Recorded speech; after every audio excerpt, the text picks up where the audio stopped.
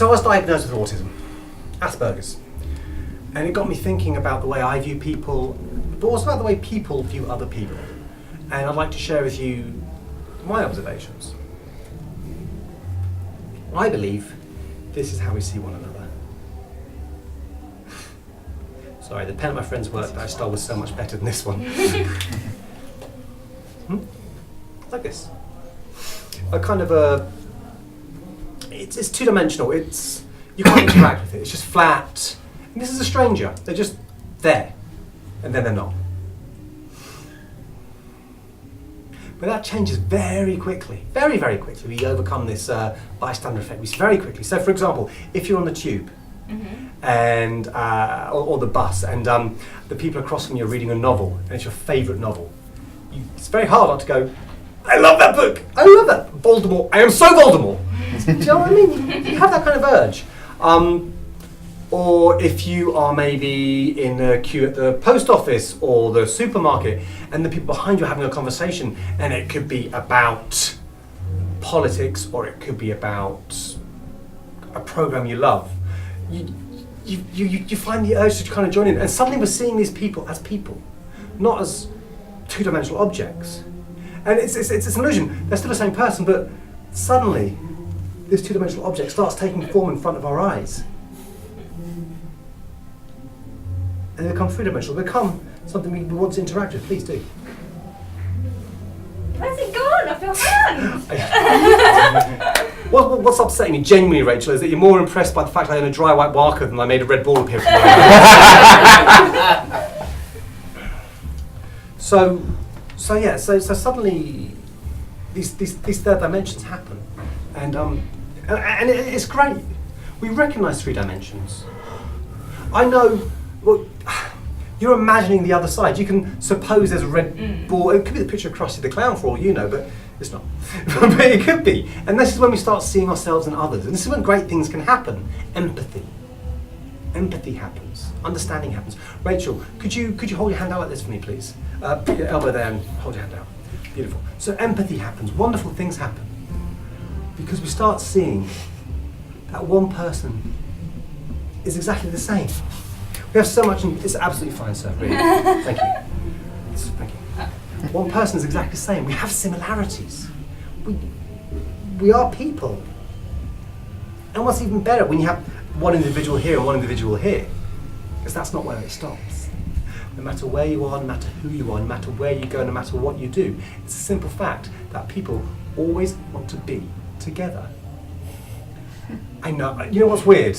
I'm here, I'm talking about how great it is when people come together, and I'm not using you as a volunteer. I'm so sorry, Rachel. Would you be so good as to hold your hand out for me, please? Perfect. And if you can hold that really tightly, don't let me near it, okay? And when we come together, that's when greatness happens.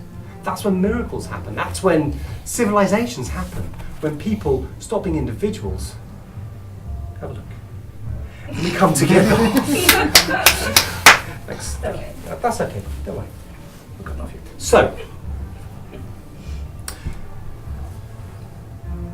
the Great Wall of China, the Leaning Tower of Pisa, the pyramids of Giza. These all happened when people came together. Yeah? To be honest, whips were also used, but that's not. Could you hold your hand out? Yeah, we'll use the other hand. We'll use the other hand for a change. Change it up. Then hold on to me. Don't let me near them. Now, these are monumental things that people make together. But what do you think is the easiest thing for two people to make? Love. Love. It's a bit early. Maybe for you. And then for the audience. I see where you came with her, sir. No, Rachel. Love. Obviously, very simple. But we're not going to. We haven't got time. Were you and I to make love? What might happen? What would you make? Possibly.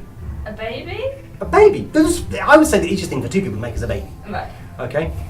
Especially in the areas I live. But anyway, two people can make a baby. Look in your hands.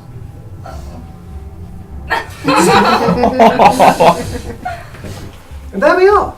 This is it. This is what people do. They get together. Wonderful things happen. They go around having fun, building the pyramids, subjugating other people who look a little bit different for whatever reasons.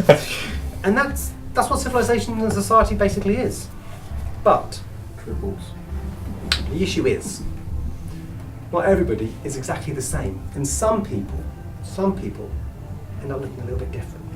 Okay? And that's me. I'm a little bit different. I have Asperger's. It makes me do odd things. I have tics. I'll say inappropriate things. I'll act inappropriately because I don't quite get that it's inappropriate. And what will happen is I'll do my best. I'll go away and I'll kind of like tuck it all down inside and I'll hide myself away from the world. And I'll change back. And suddenly I fit in again. But it's only for a short amount of time, Rachel, because I'll dust myself down, I'll tidy it all, whoops, Oh. don't need that one. I'll dust myself down, I'll tidy it all up, but no matter what, I end up coming back exactly the same. And that's what having Asperger's is. I've lost people because of it. People I love, my friends. I've lost a lot of friends. The person I love most in the world, I've lost them. And looking into it, I realised that's all part of Asperger's. And then, looking into it a little bit more, Rachel, I started thinking, yes, I have Asperger's, but I've got brown eyes. I've got a love for Doctor Who. I've got an English accent. I've got many facets to me. Asperger's is just one. So, if I'm going to be perfectly honest with you and everyone else here, I didn't lose those people because of Asperger's. I lost those people because of who I am. And basically, I'm a bit of a dick. Thank you.